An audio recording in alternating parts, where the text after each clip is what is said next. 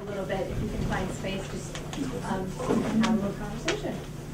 But I am Mary Murray, and I've spoken to many of you on the phone, but I haven't, seen everyone in person. So it's a really lovely opportunity to be here and connect with you in person. And we've got about an hour, but the first 10 minutes, I'm going to yield the floor to Amy, who's going to talk a little bit about the BTOP evaluation. All right. Okay, so I want to say I really want to spend my 10 minutes running around the room, hugging people, and finding out how you are and talking with you. And I have spent literally 10 minutes here. I have an 11 o'clock call. I'm going to go do, and I'll see if I can come back at lunch, but I don't know if it's going to work because I also have kids. I've got to pick up. So I'm just such like bask and looking at all of you. Hey, it's so great to see you and see new faces too. I'm trying to take a deep breath. Wow, this is just, I have to say, I'm going to talk about evaluation. This is just really lovely. So thank you for letting me be here for even a couple minutes. Okay, so way back when, at the end of 2011, we talked, well, I actually started talking about evaluation for the ZeroDivide's program a long time ago. But then we seriously got into some work right before I left, logic modeling the program and thinking through what does ZeroDivide really need to learn about what the program is accomplishing and how to improve it and what we can learn from all of our work together. Then I did some work after I handed over the reins to McCrae.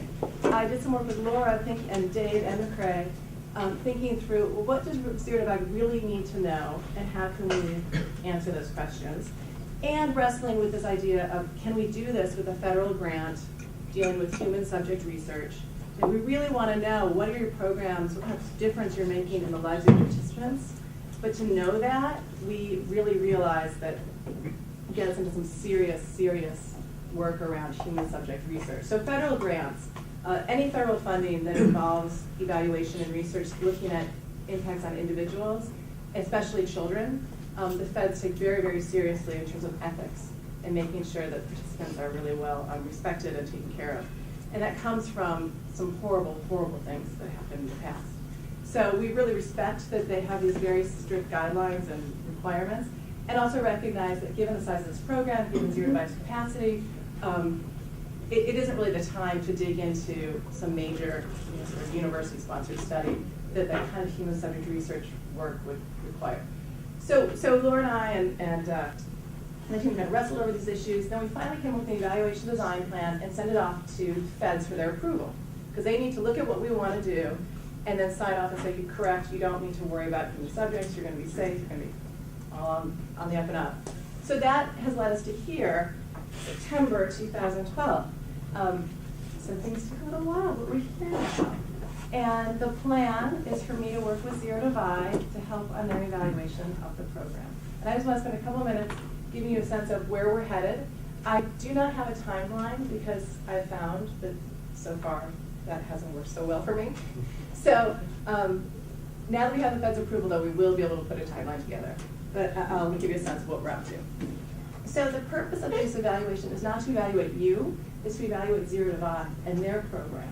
And and what ZeroDivide really wants to learn is how can they continue to improve their programming, providing technical assistance, building communities of practice among cohorts of groups of nonprofits and grantees, and also be able to tell a story about this work. Those are kind of the two main purposes for the evaluation. And the evaluation is guided by three primary questions. One, what is the impact of ZeroDivide's work for you? Have they been able to help you build your organizational capacity, both in terms of just straight up organizational capacity, your finances and things along those lines, as well as your ability to work with the kids or help with the broadband access in your community? So we're going to ask a lot of questions about what has ZeroDivide been able to help you do better or more of. The other is we do want to try to dig into what extent your participants, your own program participants, have gained from your BTOP funded work. And we're going to get that information not so much from direct contact with your participants, but really from you, from your stories, from your data, gathering your impressions of what you've been able to accomplish with the BTOP funds for your participants.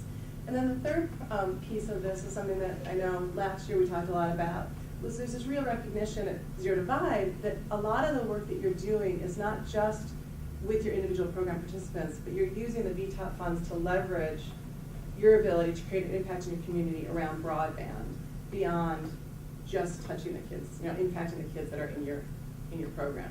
So we want to be able to continue to draw those stories. I know we're doing that through the reporting to the feds. We want to continue to gather those and synthesize them and be able to tell that story about what we've been able to do as a cohort with the BTOP funding. So this is going to be very much a qualitative research project, more so than quantitative. Most of the quantitative data we're going to be getting is you're already providing, so you're already doing all that hard work with your BTOP reporting. So we're just going to use that data. There's a wealth of data that at this point, ZeroDivide's collecting and passing it on.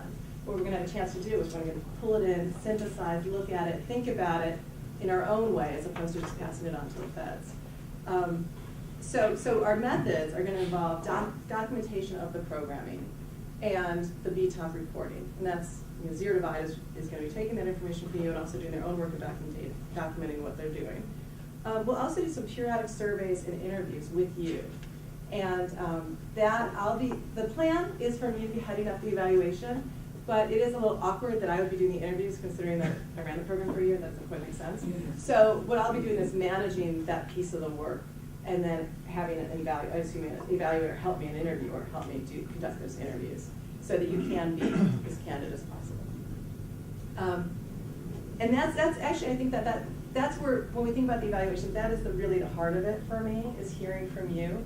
And that's the work that we're asking for you to contribute behind your BTOP reporting, is giving us your time and your thoughtful reflection on the program and candid reflection on what has transpired due to the ZeroDivide funding.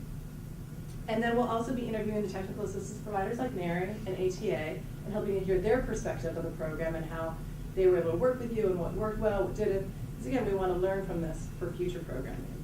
And lastly, we'll be working with ZeroDivide's staff to give them some space to reflect on the program and reflect on all of the learning that we've pulled together, to be able to sum up what does it all mean, how to go, what can we learn from it, and moving forward. Okay, that's it. Does anyone have any questions for me? Yay, back. What you been doing? How's it going? I just got back from Burning Man, so everyone knows Burning Man. Oh, I understand my state of things right now. Now we're talking. I'm a little on the surface here. I'm really looking forward to seeing all of you and talking with you, and I hope it happens. We've been talking about doing this now for a few months. Fingers are crossed. To go. Anything else? Any other? So I know you said you don't have a timeline yet, but so this is going to happen like in the next 6 months, or? So between now and the end of the program, Okay. we'll be touching base. So every 6 months or so would be the interviews, but the work that ZeroDivide's been doing in terms of the documentation and gathering your reporting and talking with the technical assistance providers, is going to be ongoing. But for you guys, it'll be like every 6 months, couple interviews. Mm-hmm. Great. I'm so sad I have to run away. What? I think about you guys always. And especially those of you who are tweeting and Facebooking and following you. I'm spying on you from afar. Bye. I will see you soon.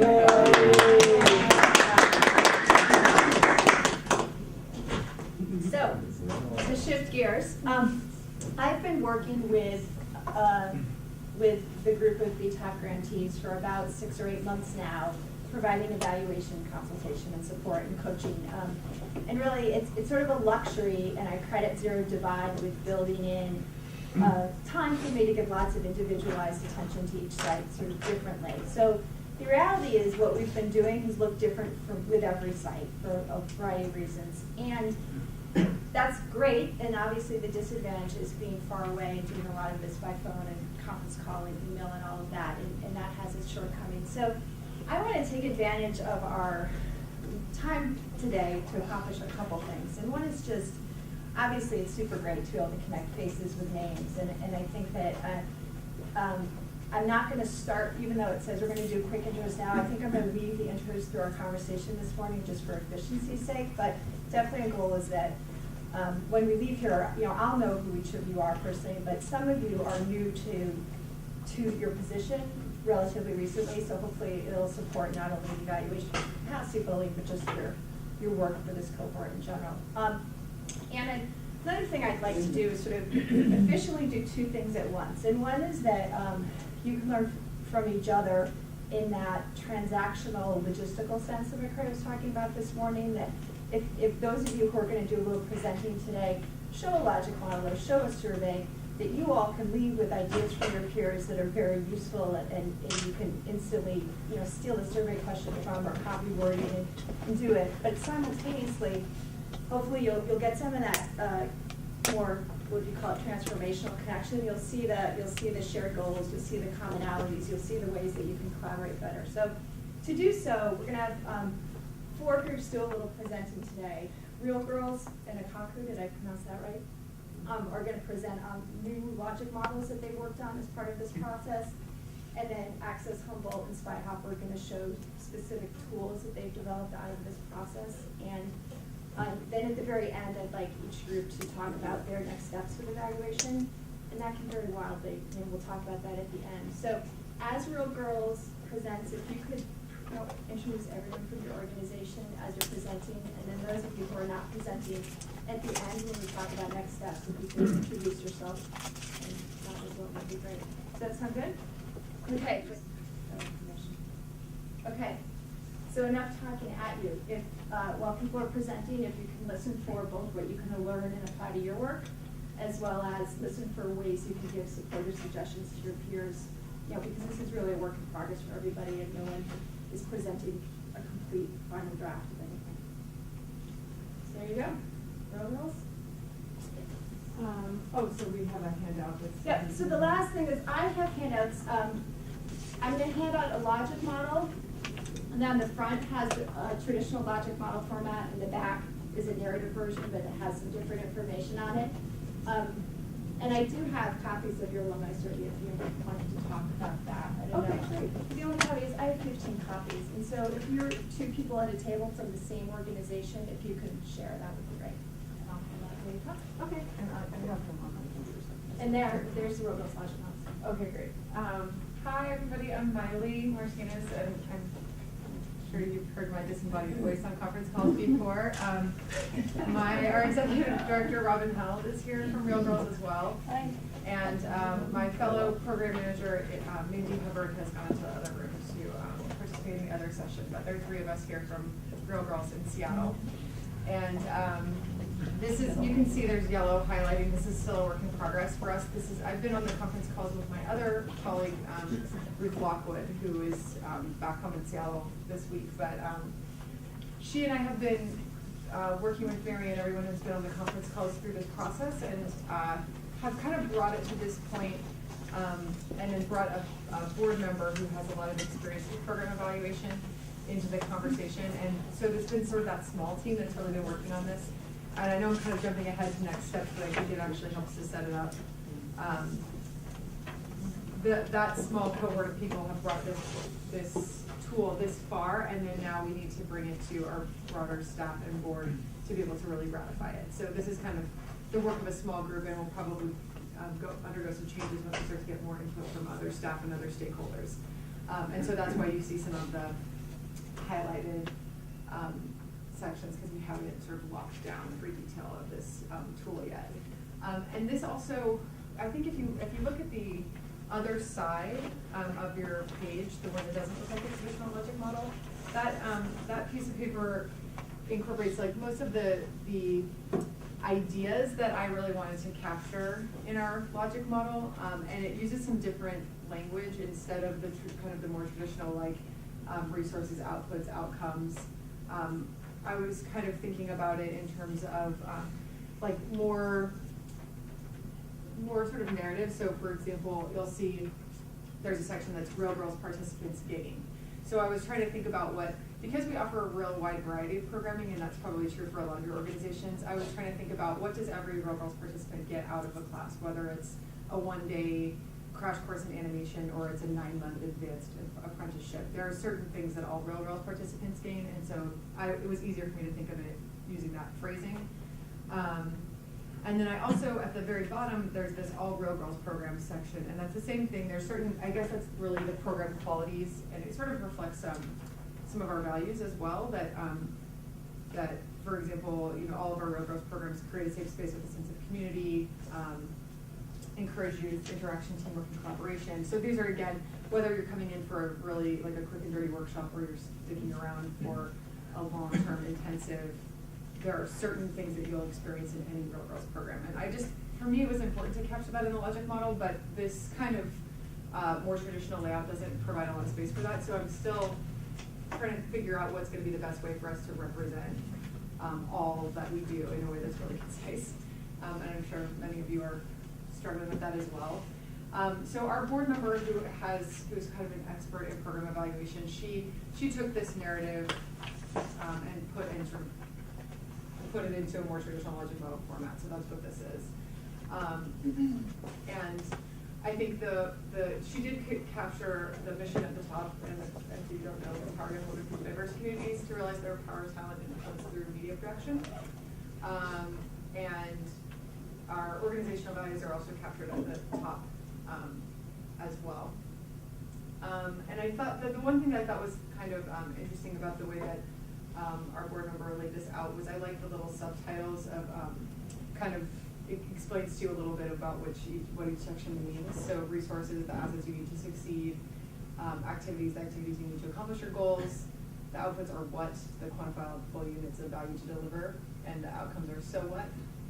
And the goals are long-term outcomes, or your ultimate reasoning for attaining the listed outcomes. And this is where, what this is driving for us as part of this initiative is, there are lots of different ways that lots of different sort of pathways we could go down to try to establish whether we're actually achieving these things. And what we have a number of different ideas for that we'll be implementing, but the key focus for us for this initiative with Gen ZD is to do an alumni survey for the first time ever. And we're in our 11th year now. Yeah, that's very much a draft, but I think if you look to show it. It's very much a draft. We're over 10 years old now. We have a new executive director, and I think it's a great moment for us to really be saying, well, what do we all think we're doing here? Which is kind of what this long-term goals are. I think that if you ask a different board member, a different staff member, or a different alumna of the program, they might have really different answers to that question. And so, like, what are the ultimate outcomes of the program goals, and then are we actually reaching them? I think we're at a perfect moment to start asking those questions. So, but I think we still have some work to do, as I was saying, because this document hasn't been totally ratified yet. Once we get to a place that this is, we have community consensus around our logic model, then we can develop better alumni survey questions to really address them.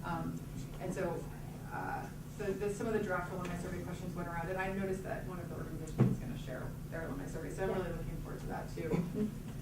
So I'm going to pause you for a second just because I'm conscious of time. One of the things that I think is notable about Miley's presentation, she talks about sort of the process for engaging multiple groups in the organization and improving this.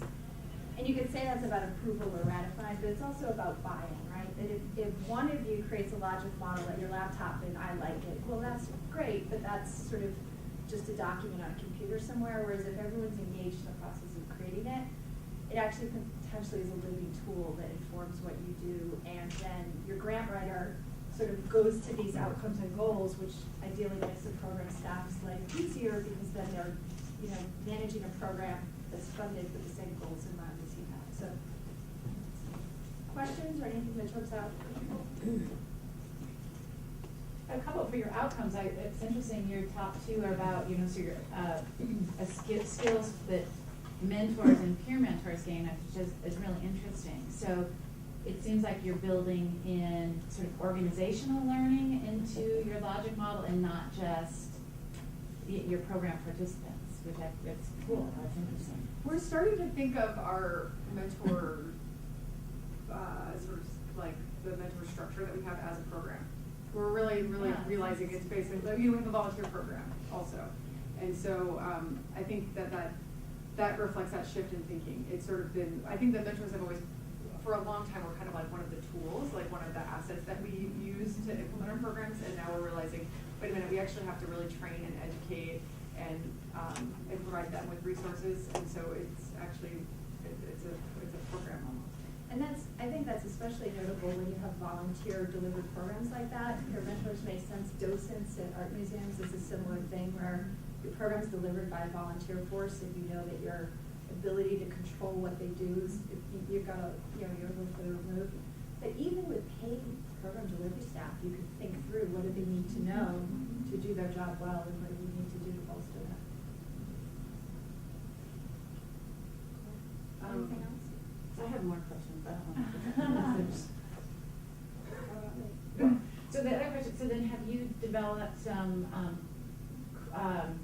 sort of methodology for gathering that information? I'd love to see that. Like, so on the top, around sort of mentors and peer mentors, do you have a survey? Are you doing focus groups, or are you doing surveys? So that was what I was sort of alluding to. There's basically a multi-pronged,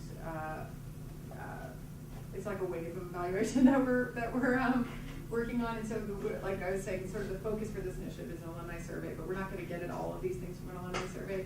So, in the mentors are confident in their skills and ability to be effective and positive role models for instance they work with. This fall we're ramping out it seems obvious, but we've never done it before, our first ever observation and feedback system for mentors. So we have an evaluation tool that we will share with the mentors in their training, and then we'll have a system through which we can really sit back and watch them work and give them feedback on how their mentorship's going. And are you using that YPPA tool for that? Oh, So okay. that YPPA tool is Yeah, getting yeah, more yeah. popular, but we talked about them taking part of it as opposed to, it's a large tool and it's time consuming. Mhm. But you can take a page of it or parts of it you care most about and potentially do more observations and more. And we've had mentor surveys, like a post-program survey for volunteers that we just have gotten a little undisciplined about administering it. So sort of resurrecting that model also, so that's a feedback conversation. They can kind of tell us how it's going and give us tips for how to make the program better for them, so that we can be evaluating whether or not they feel confident in these things. Yeah. I have a quick question for you guys. It's just, I guess, I'm interested if anybody else in the room is sort of at this stage too, where like a lot of work has happened, but it's maybe not over the finish line. And okay, and what ideas do you guys have, or what would you see to be the next steps and how to get people involved from your organization? Bought in. That's a good question. I'm in the same position that you are right now, and I love the idea of the mentors and the peer mentors as well. I was trying to think of an idea how to add them knowledge model too as well, and we were talking about the evaluations to do not only we are a media organization, so we should try to do something with video, right, and technology. So I'm trying to incorporate that too, and I came up with an idea that I just tried out last in the summer. So I can share with you guys too. What was that? We yes. We talked. So we thought of like some of the ideas was to implement the interviews portions of it as using filming, using the beginning and the ending of the program, using interviewing the kids why you want to be here, and using all the questions with capturing video and implementing into the curriculum too, because that's a chance of them using the equipment already. So I'm just trying to figure out how we're going to be able to, really utilize the time and the resources that we have.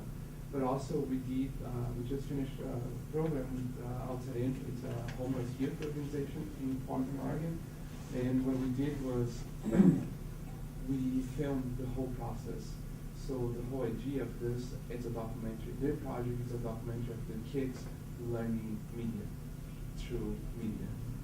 So it's a way of evaluation system to really try to see if we can collect in a different way. So I don't know if that helps. Thank you, Daniel, although you did not introduce yourself as being from Portland Community Media. Yes, Portland Community Media. I'm Cece Hughley Noel. I'm the Executive Director of Portland Community Media. And we're getting ready to reinvent a lot of what it is we're doing, not just in our youth media program. And I had a conversation with Daniel just recently about whether or not we have the capacity to utilize some of this. We were talking about using this participatory video methodology that, you know, kind of comes out of international engagement models and how they work with non-literate populations to try to do sort of a self-evaluation around the effects of whatever the project or the program was. So we were, you know, we were having this conversation about it. It's harder to interpret the takeaway from documenting on video the experience, the thing, the real impact that happened with people. But I think that if we use the media that we currently have at our disposal to do that, then we kind of get around some of the really describing the outcomes in their own words, not through our interpretation of it. So we haven't figured out how we would apply this across the board, but we've got the equipment, we've got the tools. I think we just need to be really, really clear on what we're analyzing, what we're deriving from it, and how we're then synthesizing that experience, that information from the thing. But the evaluation methodology itself becomes, the participants really become a true player in it as opposed to answering our survey.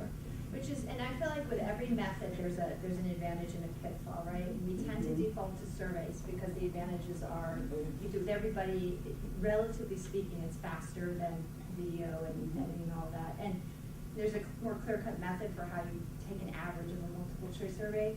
But honestly, the pitfall of surveys is that you care about kind of important things, right? And they're not counting like how many days a week are you in front of the computer. When you're talking about confidence in youth development, it's very, so the bottom of the short is surveys are not necessarily a valid measure.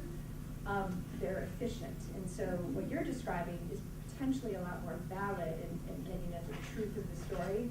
It's just less efficient and much harder to manage. So I think that you all make choices around what is your priority in this particular phase of your organization. And if you want to go deep with a qualitative measure, do it and do it right.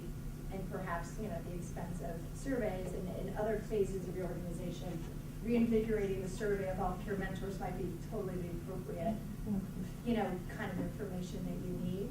But whichever you do, I am a fan of do the one thing well over doing a lot of things inconsistently. You know, we have to change our whole business.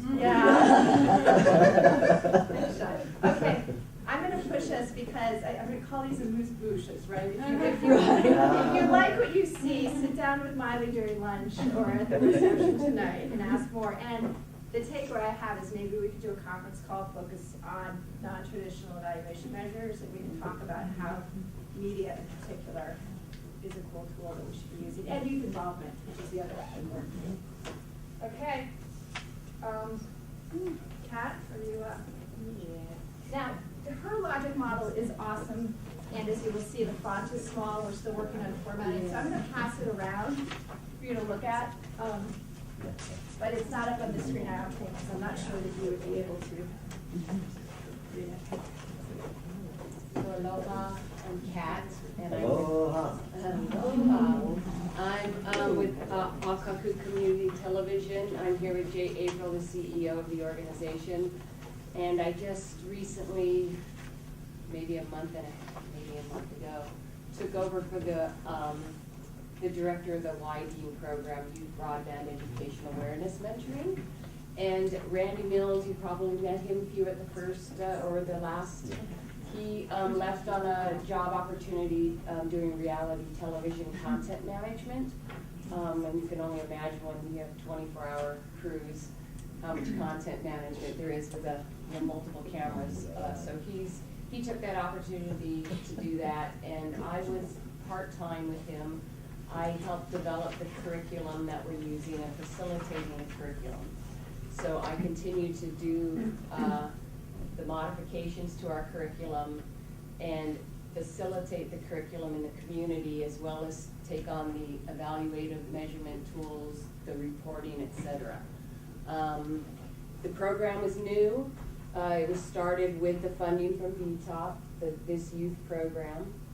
And so Randy got us so far. He had begun this process, and I've taken it over two versions subsequently since to develop this. So I'm not necessarily attached to what you're seeing as far as the way it's laid out completely, like she's saying, the formatting. But I did just jump in at this juncture to add my thoughts at this stage, which was really healthy for me because I really needed to go backwards, so to speak, and look at what was the intention behind this program, because I was only given so much of that information at the front end, and he left it very quickly, so the transition, there was no real transition period. So, but I'm really enjoying the process because I've been in media production, video production for 20 some odd years, and I've done grant writing, and I've received funds for documentaries and stuff that I've done through grants, so I know how important it is. But in a program now, unlike a one-off video production, in a program I'm seeing how valuable these tools can be for clarifying, as you're saying, to other people outside the program, what we're doing, what our targets are, to get more funding to sustain this program that we're now in our last year of funding through BTOP. So that's really important to me. It was really great to hear Miley from me talk, because you're saying that your program's been 10 years going. So this is like just a year and a half into it, and so I'd love to have a program that's been sustained for 10 years, particularly involving youth and in media production. So this is kind of, I had at some juncture, the last draft had goals and values, and through the feedback that I've been receiving, we kind of blended some things in because they like the youth outcomes, the short, mid, and long-term outcomes that I developed. So we kind of married the goals into outputs. And I look at resources. I appreciated seeing, and I did look at all the things that I missed over this period of time. I was able to go back and look at the PowerPoints that were presented and that you all had some feedback in. That was very helpful to me. I look at the resources as, for me, I was like, looking at what he had started to draft, and I said, oh, these are things, they're assets that are available to me. Not, that could just, they're already there, they're in place. Am I leveraging those? So, and then when I got to activities, I got some feedback as to they were very, very short, what was written before. So, I was asked to expand those, like what are you doing? So rather than, just so many kids and this many days, it was like, what are you actually doing? What does that look like? So I expanded on that some. This is all I'm assuming is still in the draft stage. The outputs, I was able to be a little more clear, but there were things that weren't there, that in dealing with youth, I didn't want them just to have a quote-unquote technical experience. And in an island community, because it's so rural, everybody can't live without a car. There's no real viable public transportation to all areas, to all opportunities. Kids are very much attached to transportation with their parents, not buses, not this other stuff that happens in more urban areas. So, I'm the outputs. I was really looking at how does that relate to our specific types of communities we have and culture. And then the youth outcomes, I'm really clear. I don't know why she said she was really impressed with that. I'm really clear what I want the kids to come away with.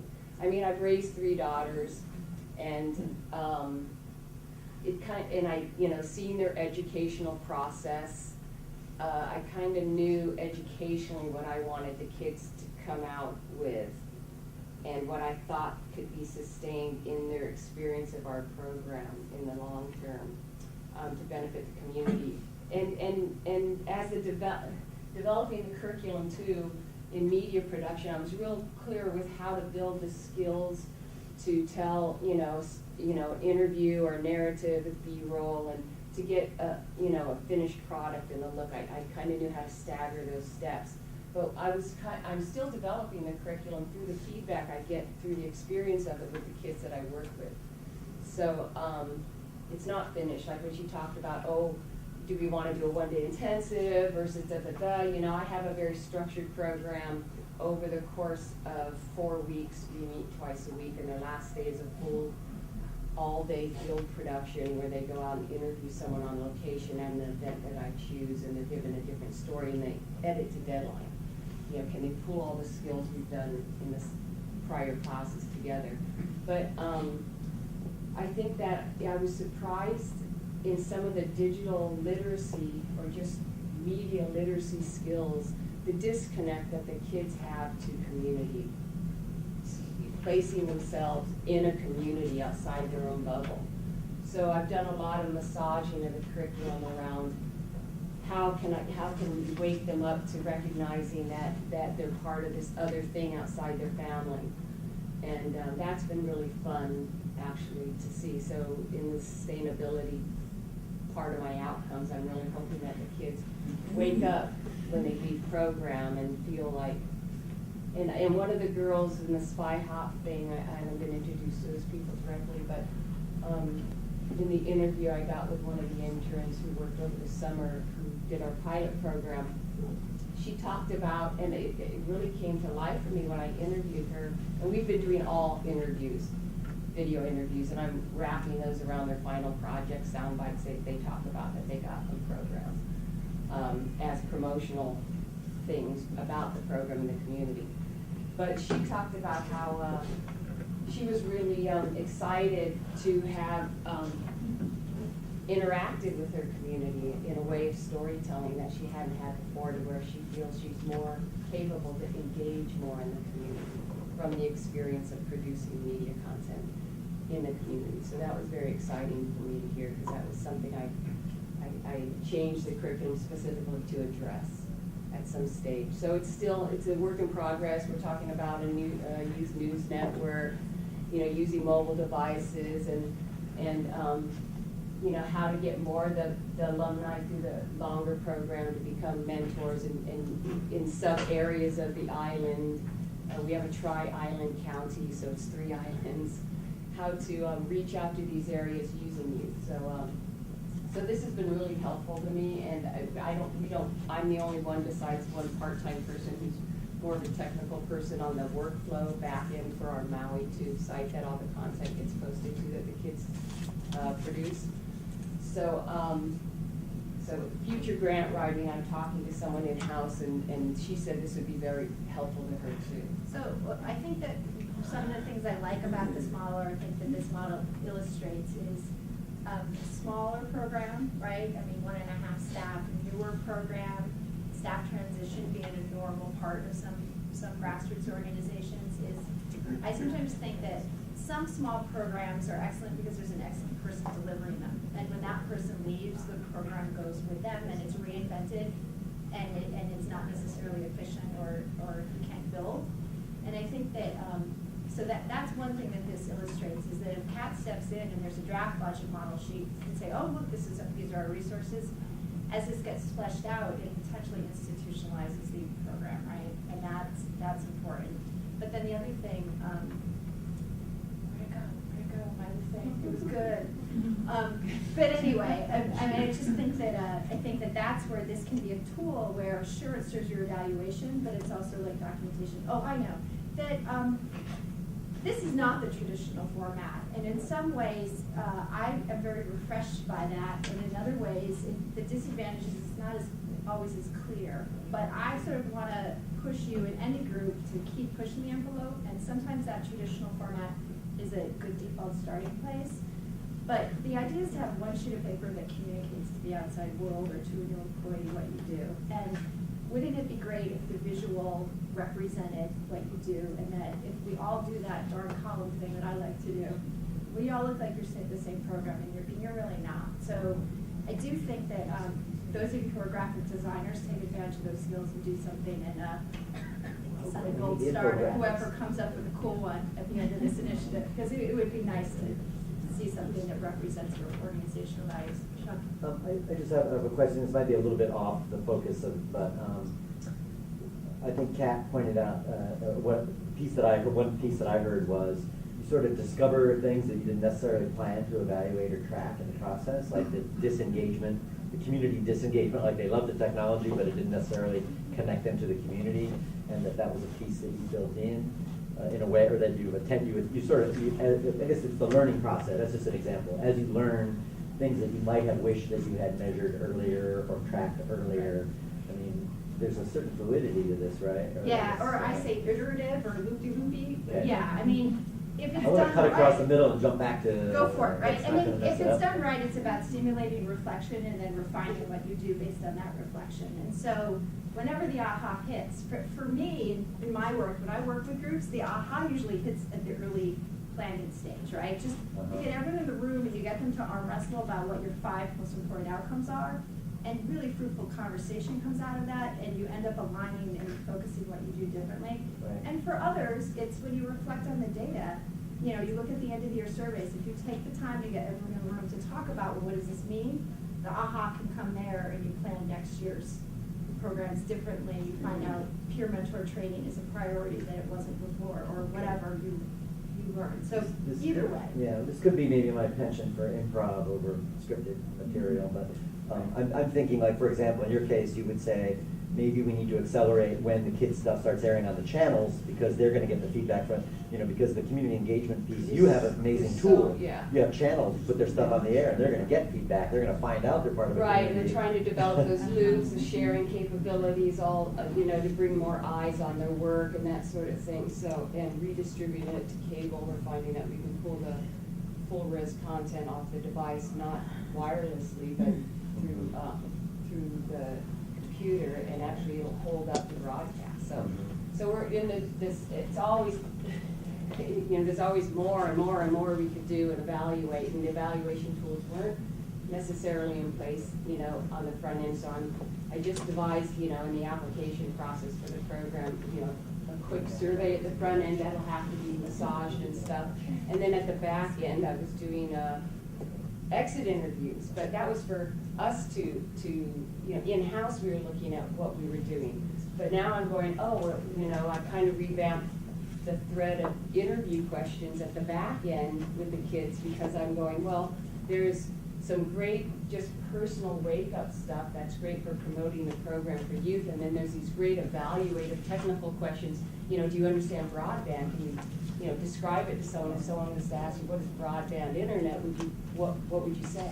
You know, things like that. So now I'm looking at, like, you know, like right now, the part-time person I have working with me, while I'm gone, I'm like, I want you to go through all the exit interviews and extract out, you know, from every interview, what's evaluative, you know, as far as what they garnered educationally and what have they gotten personally, and separate those out so that we can use this for one purpose and use these for other sound bites for this. And then I'm excited to see the survey tools you have for to implement as well.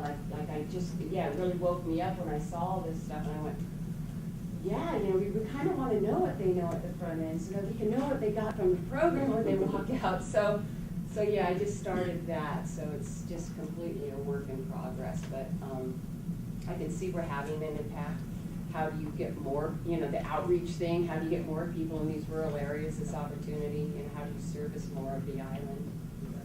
So I hate to cut you off, No. but I think I have to, just because I know that there's 2 other really interesting tools for people to see. Yeah. But again, then I Right. welcome you to sit down with Pat during the break. I just have one really quick Yeah, go for it, question. Matt. So are these, is this model currently reflected in the evaluation that you're currently using?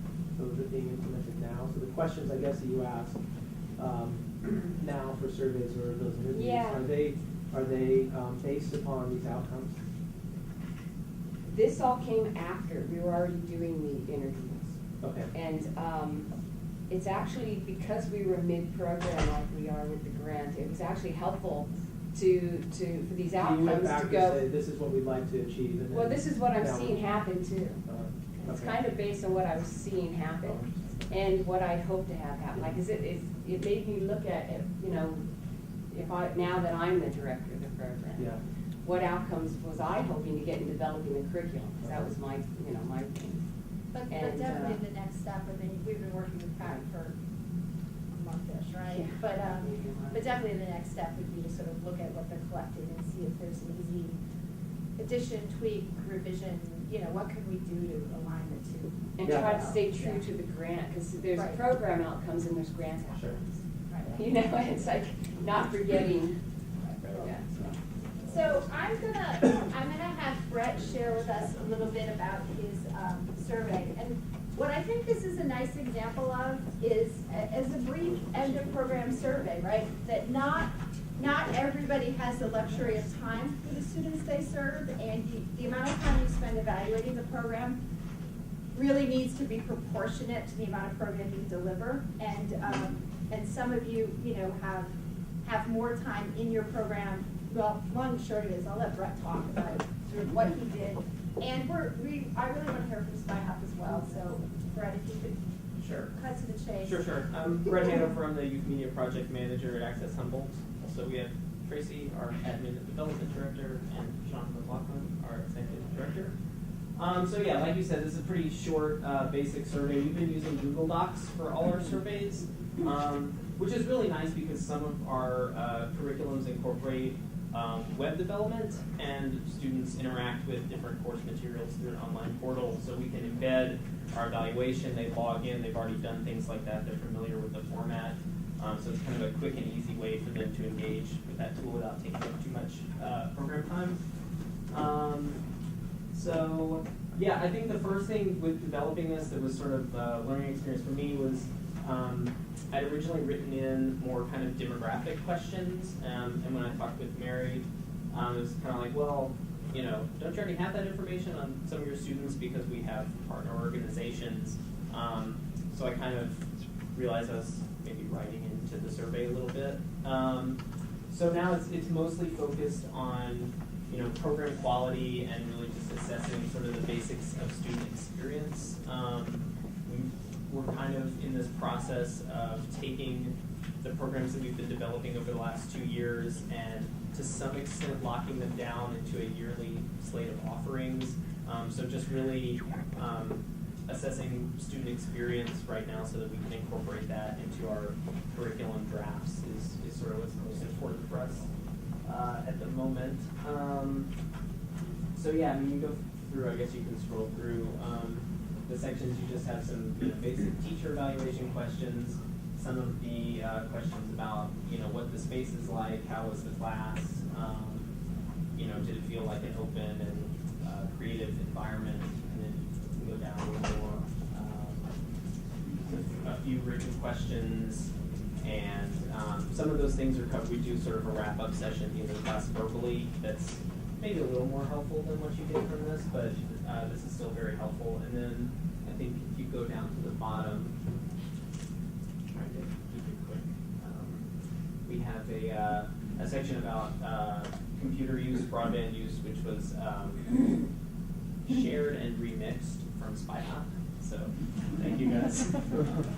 So that's a very helpful way to put that, because definitely in some of the communities we work with, questions that are more about income or something like that wouldn't necessarily be appropriate, like when we're doing work on reservations. So this is kind of a way to get at that, to get at our student engagement with technology and some things about home life without necessarily, overstepping our partnerships and being culturally appropriate there. So I like the Google Docs as an example. I use SurveyMonkey, but great that there's more free tools out there, and if Google Docs works better for you, go for it. And I like that basically this is your classic quick end of program survey, and there's 1,001 of these out there.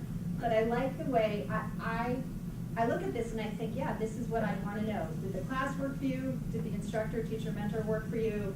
Here are the 5 outcomes we care about. Tell us if you got them. And there's a grant that says you should care about internet access. Make sure you track that, or whatever. But like that's it, and that's as simple as it can be. And it doesn't have to be, like I said, it doesn't have to be overwhelming. So thanks. Connect with Brett with further questions. I'm just going to show you one more slide, and Matt's going to use his energy to deliver unbelievable buzz. I'd like to get everybody fired up about evaluation. In 3 minutes. So you said 5.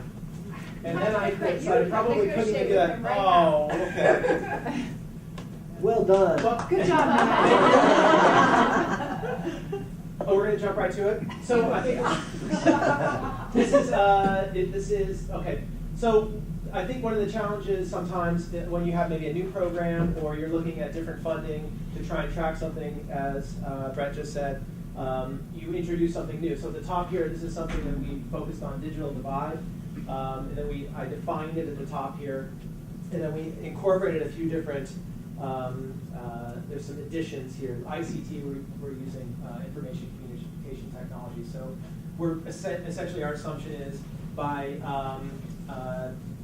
incorporating this ICT for research and sharing, we're not actually doing infrastructure. We're using this for research and for uploading projects, that kind of thing.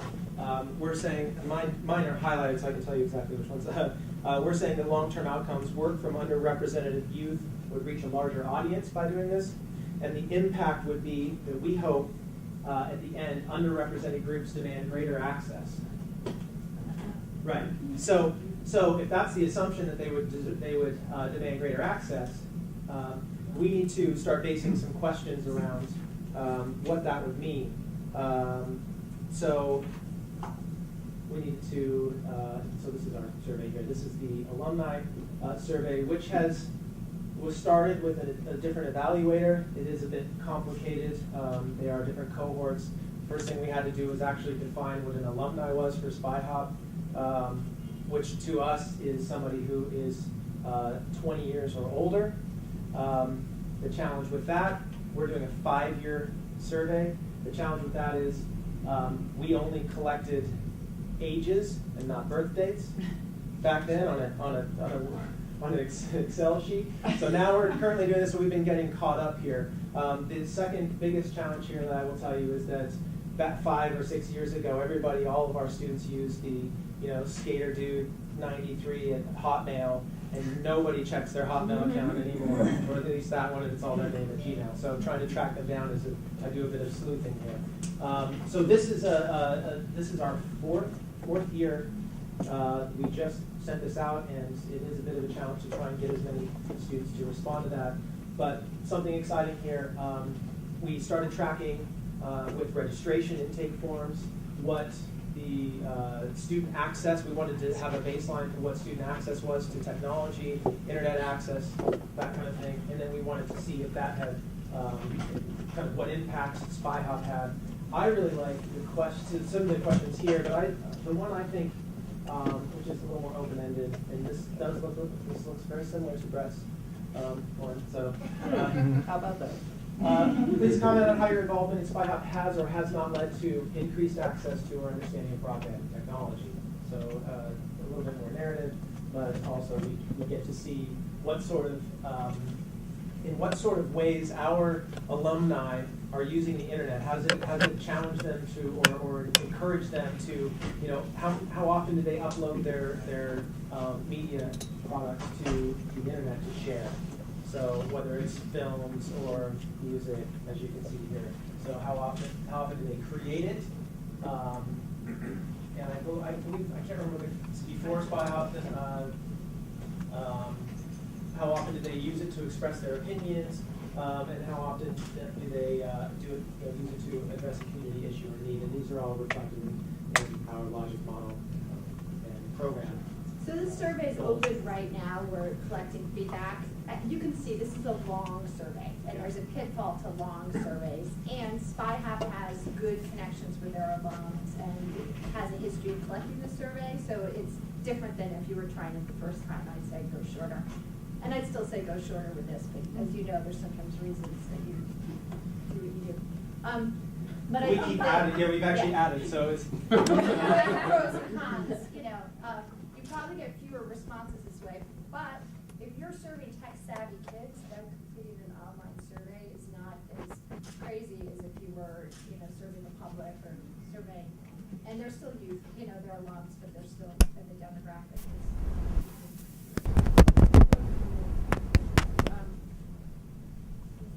Can you just give a really quick response to why you decided you defined alumni as 20 and older? I would say it took 3 separate meetings to sit down and figure out what that meant. And I don't, Cassandra, I'm sorry, I didn't introduce everybody. So I'm Matt Mathias, Program Director at Splash Productions from Salt Lake City. This is Larissa, she's our Development Director. Cassandra Verbruggen is our Executive Director, and Colby Bryson, who is our tech savvy, what do you call him? He's our tech savvy guy. He's over in the other room. And Phase 2 Director with our alumni studio. So he's in the other room. Our students age out at 20. So services are, that's sort of technically, it's very difficult to kind of kick some of these students out of the nest, and they cling and they want to stay around. And we have Phase 2 as an alumni program. We have a couple other programs that we've kind of, it is a gray area for those ages, but when we first started doing this alumni study, it was 20 and we were hoping that they would be off to higher education or And then doing something different. This is like a really logistical question, but when you administer this survey, do you have to have a unique link for every single respondent, or can you have a general link that each person on Facebook or something? It's like, if you're over 20 and you've got this bio, you should. We have a specific group of students that we track for each cohort. So in these different cohorts, we start with one, it would go for cohort 1, cohort 2, cohort 3, and then we would double up on cohort 2. So, I'm sorry. They take it every 2 years. They take it every 2 years, so not cohort 2. So cohort 3 would be new cohort plus 1. Okay, so. It is complicated, and we start doubling up on those. And so we do track each name. And Mary, you technically, Mary manages this. And then I send updated email addresses, so I believe that it's everybody. So the alumni survey predates ZeroDivide. The questions about digital access are new thanks to you who work on this. I'm getting, the Oscars where they flash and the people keep saying thank you, thank you. I'm getting a lot of these. So I could talk about this all day, but I know that you've got a big agenda filled with good stuff. So I hope that you got enough of a start of this, you'll take advantage of the next 3 days and get ideas from each other. I hope that those of you who are newer and haven't met me now feel super comfortable just picking up your phone or emailing me and asking me for whatever you want for the next handful of months evaluation-wise. Leanne, who works with me, and I are here to support you and just to get you one step further down the using evaluation well and easily road. And I think that's it, sorry to say.